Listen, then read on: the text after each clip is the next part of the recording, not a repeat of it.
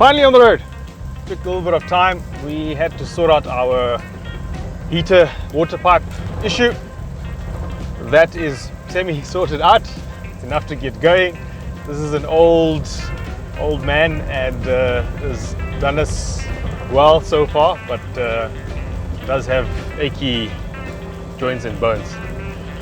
But anyway, we're on the route. We're about 2 hours later than we intended to leave, but we are heading out. Our first destination is about 600 kilometers away, so it's going to be quite a long drive, but this is the beginning of the Great Desert Epic.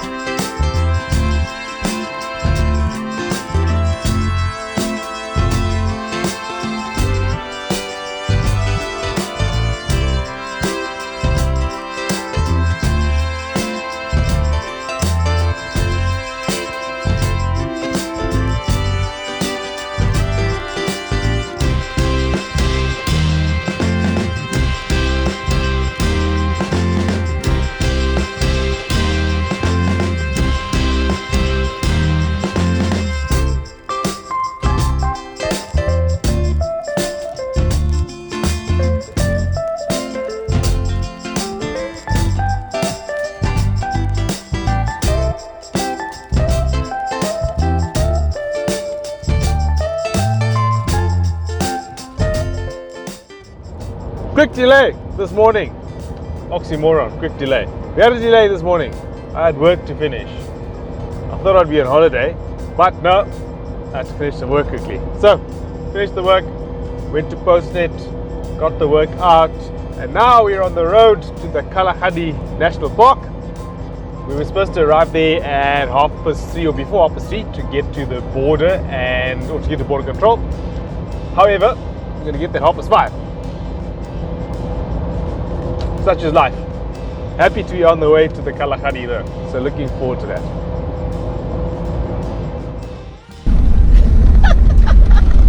Right. Turn right. Then, your destination will be on the right. Here we are. We made it.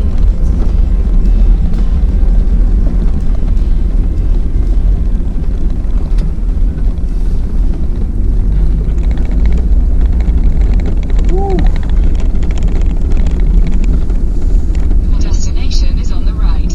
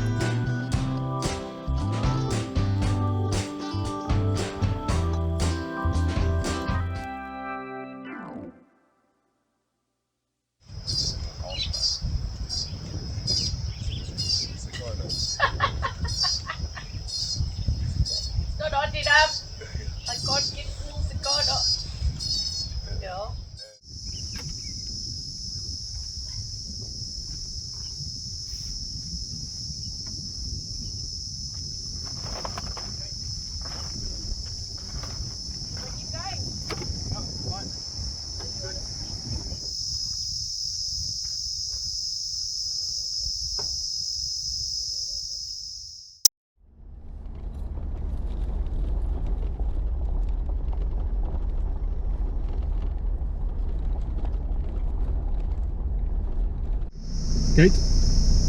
Just like, okay. But like that.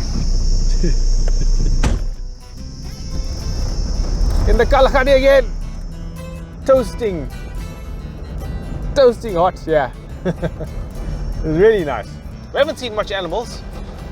That's probably because there's very little food, it's very dry. It's the start of December and it's the middle of the day and it's the heat of the day and it's 40, I don't know what degrees Celsius. But I love it here. I love this openness and this quietness and almost nobody around. It's definitely vying for our favorite national park.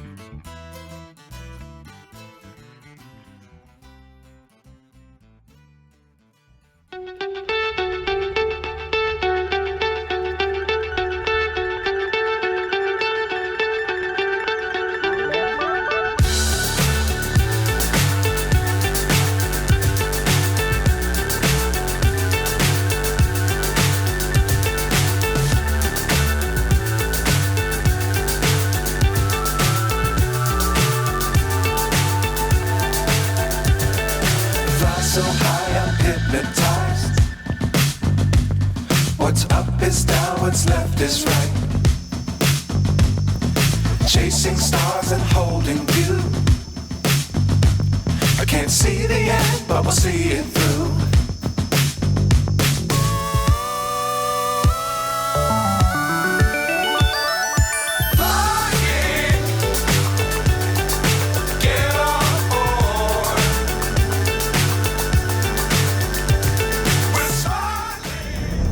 Just been through the border, Mata into Namibia, so we're officially in Namibia now.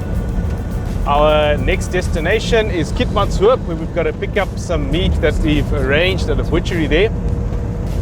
We're running very fine right now. We were supposed to have been where we are now at least half an hour ago, but border took a little bit longer than expected, and packing up this morning also took a little bit longer than expected. Nevertheless, we're on the way.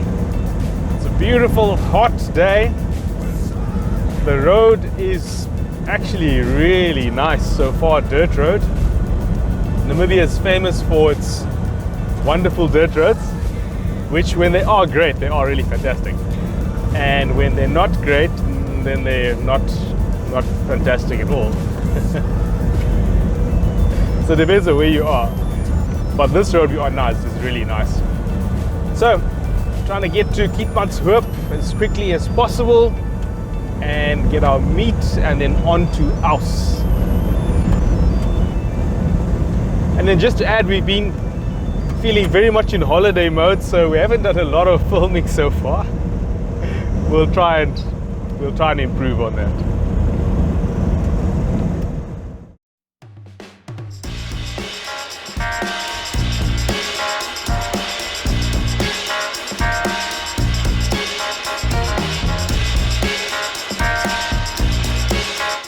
It's a really beautiful drive. It is. The red dunes are so good.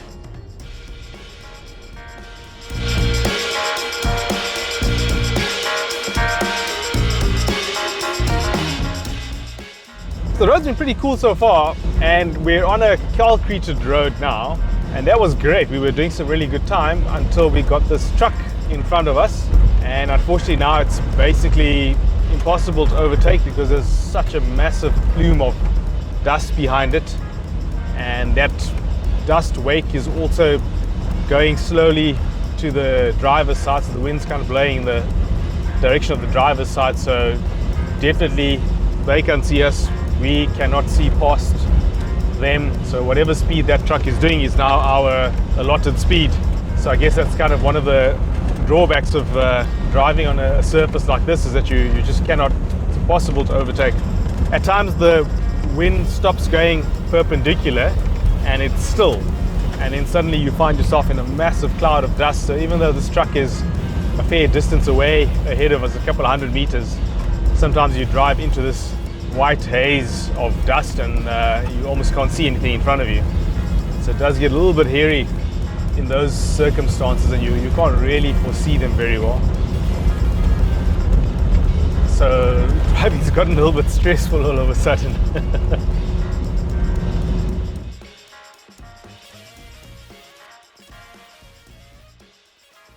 Your destination is on the left.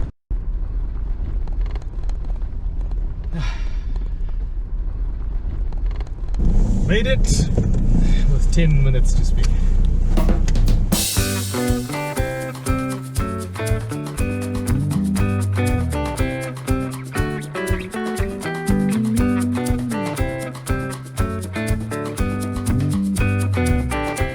Feeling good. Made it to the butchery just on time, 10 minutes to spare, and fumes in the tank. Made it to the garage, put 149.8 liters of diesel, and we have a 150 liter tank. So we had 200 millimeters to spare. I think that's a fantastic set of calculations, very well executed. And now we're on the way to Aus. So next destination, Aus. Beautiful tar roads. Was expecting gravel, so the tar is a pleasant surprise, sort of. Nice to have gravel as well, it's more interesting. But yeah, on the way to us, and we should be there in a couple of hours. Set up our tent, get our braai going, relax, and then get our plans together for the next couple of days. A few moments later.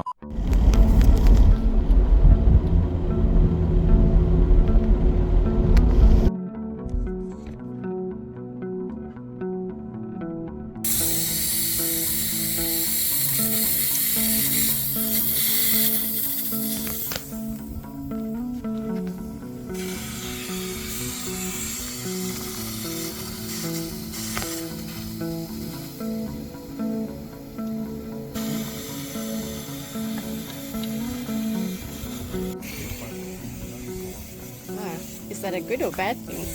Yeah, it depends on whether we've got a big pipe to replace. Looks like.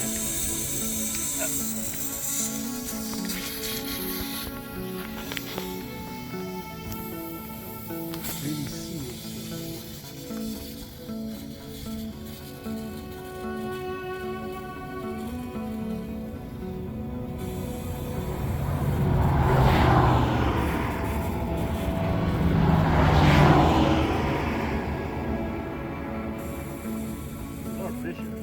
Where did you put the second glove? Are you going to try and open the radiator? Sure, my love. Don't you want to double fold that thing more?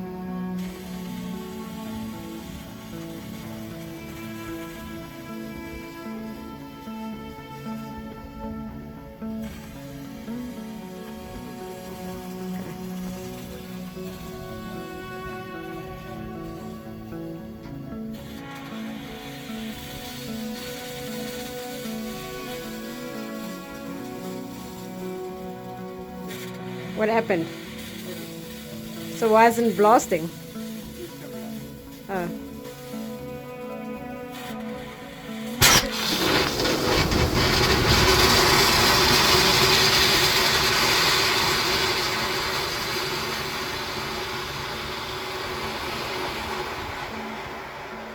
This is a problem.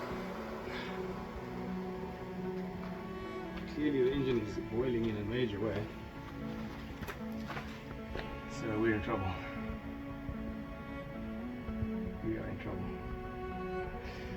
We are in big trouble. Okay, let's get some water in there if we can. We have problems. We fixed the pipe.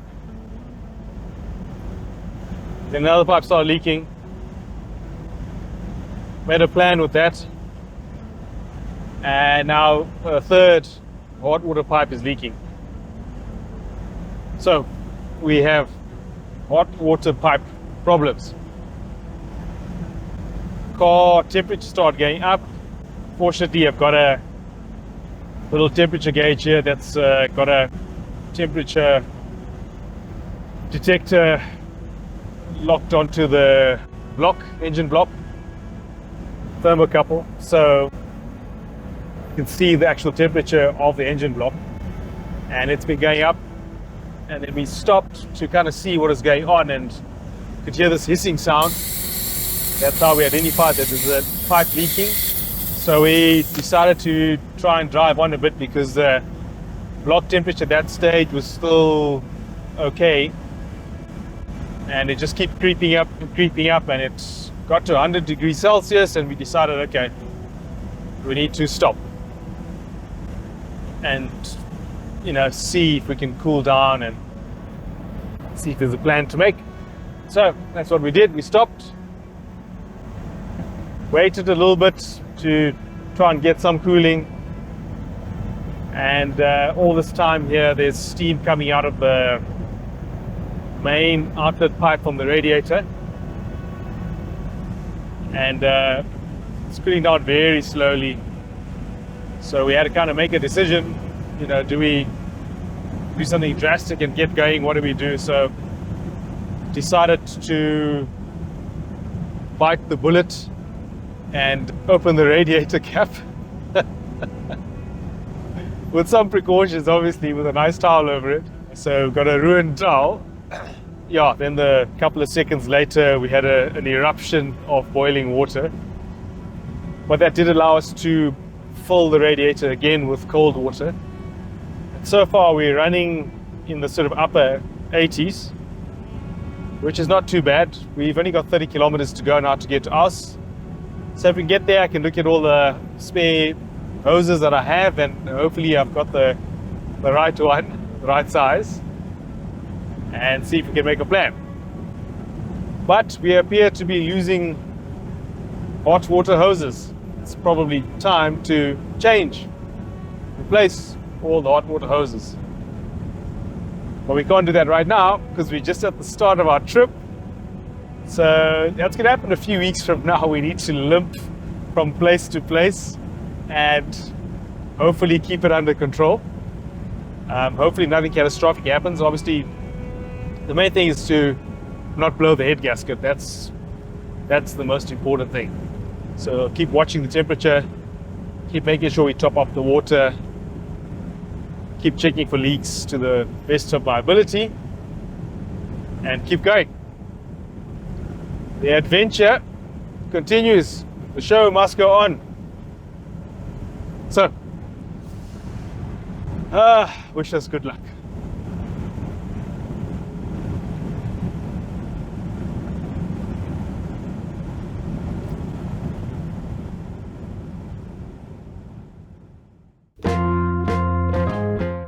So the landscapes on the way to us are pretty spectacular. It's these vast, dry plains with really short grass, so it's kind of dry grassland. And because of that, the relief, the mountains and stuff are really stark in comparison. So it's a beautiful landscape. It's really a beautiful drive. Kind of now, as the sun's getting lower and lower, that grass starts to look a bit more golden and kind of wheaty and stuff. So it's a really beautiful landscape, and there's long stretches of straight road that go kilometers ahead. It's beautiful. Absolutely recommended.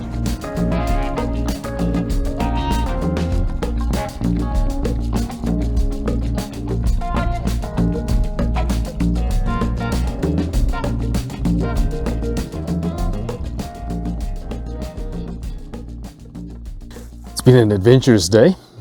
A bit of a scare, I think, with our situation with our heater piping or hot water piping in the engine. So that's something we'll have to take care of tomorrow. But so far, all's well that ends well. We've made it to the campsite. Got a nice steak for dinner, and looking forward to a chilled night. Speaking of chilled, it is quite chilly, as you can see. I've got my windbreaker on, so typical sort of deserty conditions. Extremely hot in the day, and then temperatures dip quite quickly when the sun disappears behind the mountains. But it's been a nice day. A bit stressful, I think, getting here and worrying about engine temperatures and hot water leaking and so on. But we got in safe, no major issues, and we'll sort that problem out tomorrow.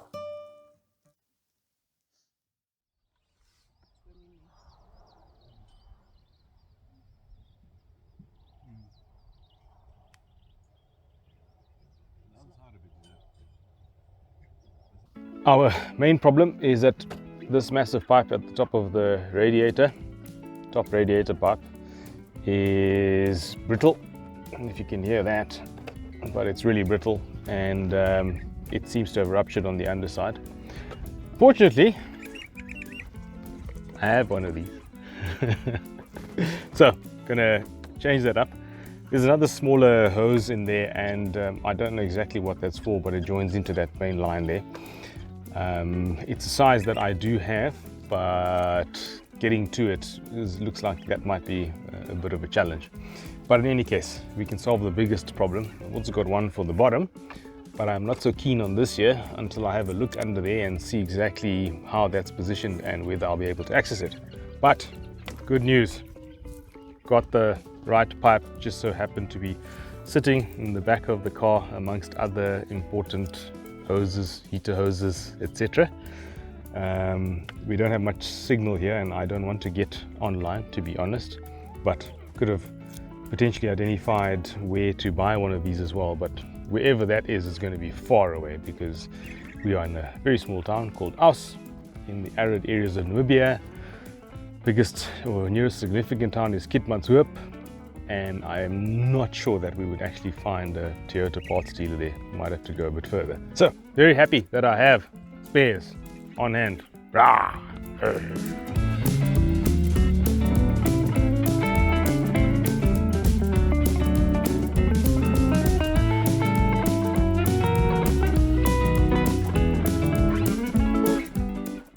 That's the big hose done.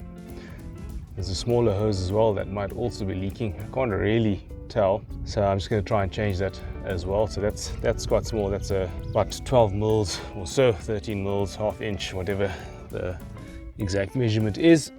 So I'm going to change that bugger as well.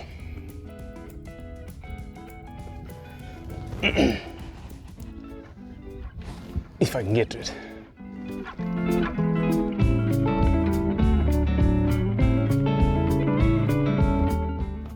Looks like there may still be a leak on this bottom pipe. Try and dry it up a bit and see if there's still water dripping after that.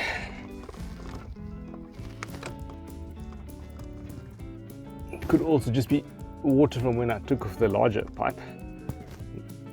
Main top hose there on the radiator. So let's see if I dry this up. Dry this area up. If we still have water dripping out, then we'll know if there's a leak or not. Meanwhile, I'm gonna go look at the bottom hose on that side there and see if that's accessible. A little bit of water here. Well, we've clearly got a leak from this bottom pipe. It's dripping away right now. It's a bit of an odd shaped pipe because it's got quite a significant curve to it, which makes life a little bit difficult because obviously all of the spare pipes I've got are straight. So it'll probably get a little bit pinched when I curve it into the shape it's supposed to be here. But that's going to be the best we can do for now. So the other option is we can take off a pipe like that. Yeah. Because that is a cooling system pipe. Yeah. What would we do? We would have no more aircon. I refuse. So, has it been an adventurous day? Somewhat. Some adventures in the engine bay of our Land Cruiser, the Wild Dog. Managed to get the pipes pipe changed, or the one main pipe changed. Fortunately, have a spare in the car. Good planning, I think. And the one that we couldn't change, I managed to make a plan with, so just snipped that shorter and pushed it back onto the pipe that it's connected to, and cinched it on there. So looks pretty good. We took a short drive, about 20 kilometers, to where the wild Namib horses are, and drove back. No real Namib horses there. We saw ostriches, but we saw a couple of horses in the distance, so we didn't really get to see much. Tomorrow we're off to Ludris. I'm really looking forward to that.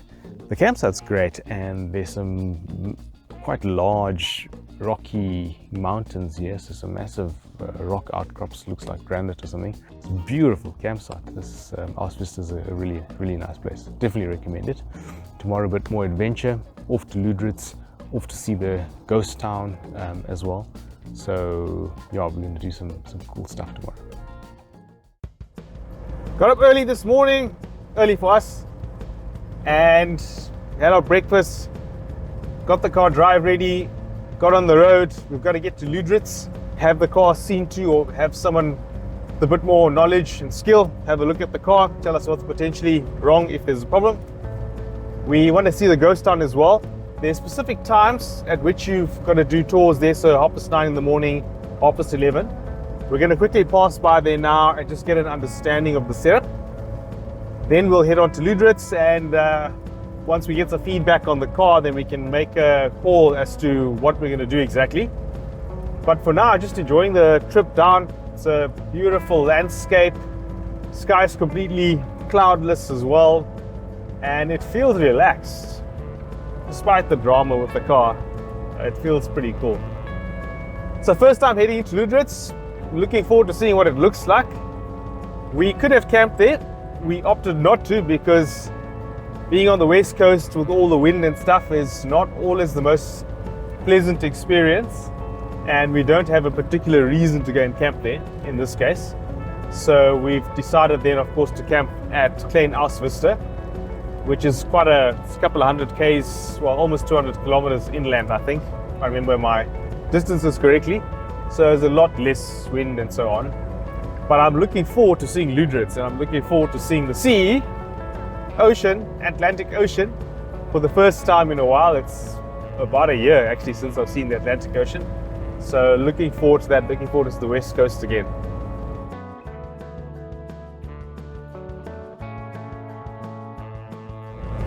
We passed by the wild horses of the Namib again, and this time there were quite a lot of wild horses down at the drinking spot. So that was nice as well. It is kind of a weird thing that there's a whole bunch of horses. I guess I've never thought of horses as wildlife, and these are wild horses. They've been living wildly for many decades. So it's interesting. It's weird as well, because I'm used to thinking of horses as domesticated animals that do stuff like get ridden and so on. So it was an interesting experience. It's unusual. The horses do come up close to you, or a couple of them anyway did come up close to us. I think more because they're looking for food than anything else, but they're not particularly looking for human company. Of course, we don't feed them. As a rule, we don't feed any wildlife. So yeah, they are still attracted to human beings, but probably with the intent of hoping to get some food. But they don't seem to like being patted particularly.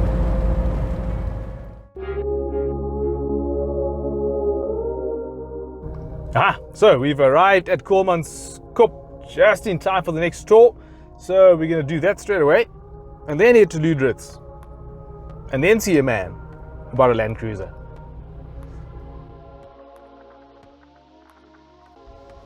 So this is Kgalagadi, and it's windy, we're getting sandblasted, but it's a really eerie experience going into these buildings that are kind of filled with sand dunes.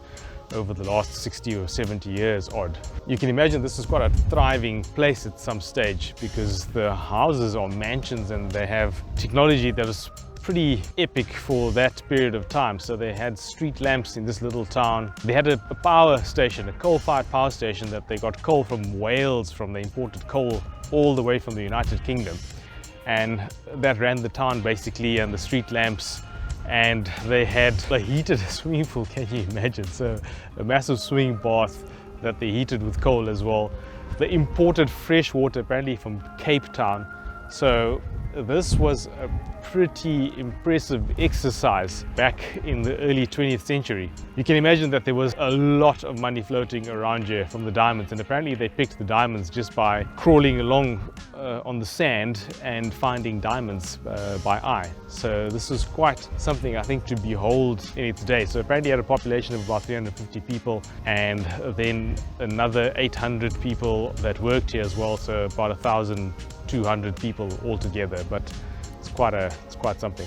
This is a dedicated ice making room, which probably had more ice back then than you will find in the desert in Namibia today, since ice is a fairly scarce quantity in the arid parts of Namibia. So it's pretty impressive that they had a whole dedicated ice factory as well, and a butchery and a bakery. And like I said, the coal-fired power station is the thing that impresses me the most.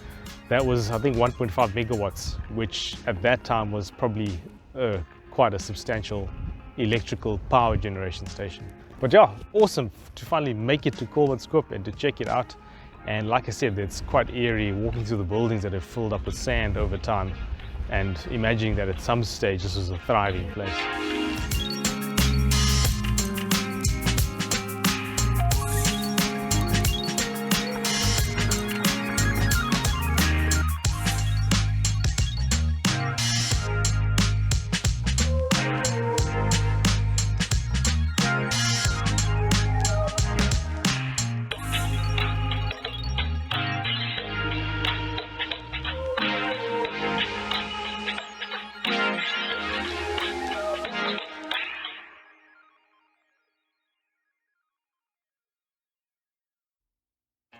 Today has gone to a large extent pretty much as planned. We managed to get up relatively early, get on the road, stop off at Pt1-Kgalagadi, or Pt1-Kgalagadi, depending on what language you want to use. And that was nice. It was really nice to see that deserted town and kind of see the effects of the desert claiming back its land. It's quite an eerie feeling walking into those buildings that were once occupied by people living their lives and doing stuff. It's kind of half filled with sand. In some places the sand dunes have crept into those houses and the floors have been filled sort of maybe a quarter of the way to the ceiling. So it is I guess an eerie experience is the best way to describe it.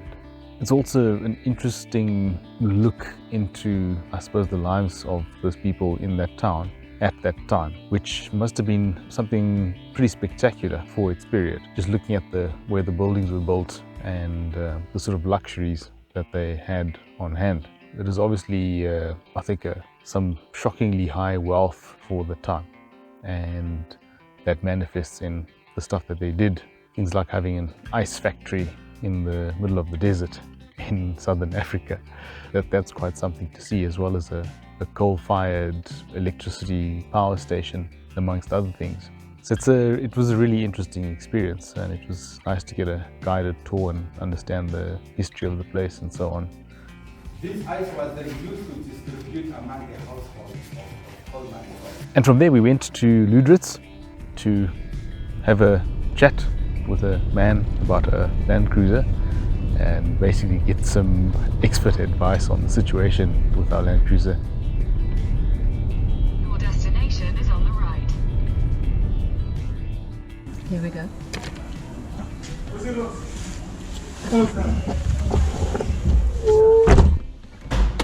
After a bit of discussion and doing a leak test as well, it appears that we don't have any more leaks from any of our hoses. The mechanic suspects that it might be the viscous coupling on the fan, and the fan's not turning, or at least not turning at an adequate speed, and therefore not sucking air through the radiator and cooling the engine down adequately. So we've made plans for tomorrow to get a replacement viscous coupling, which fortunately looks like it's not difficult to come by. It does though have to come from Windhoek, so it's a bit of a drive to get it here, whoever's bringing it down.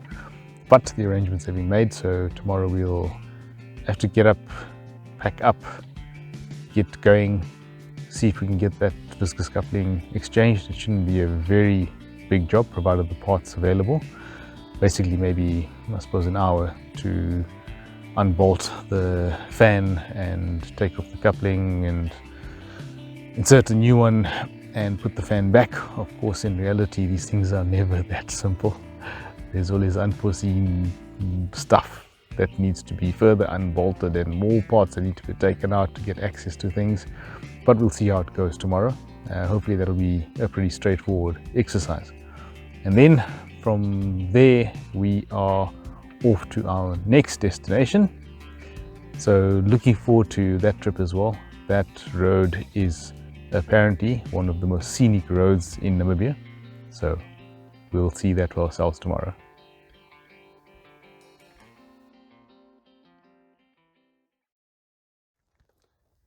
So the bad news is that the viscous coupling that we've received is not identical to the one that's on here.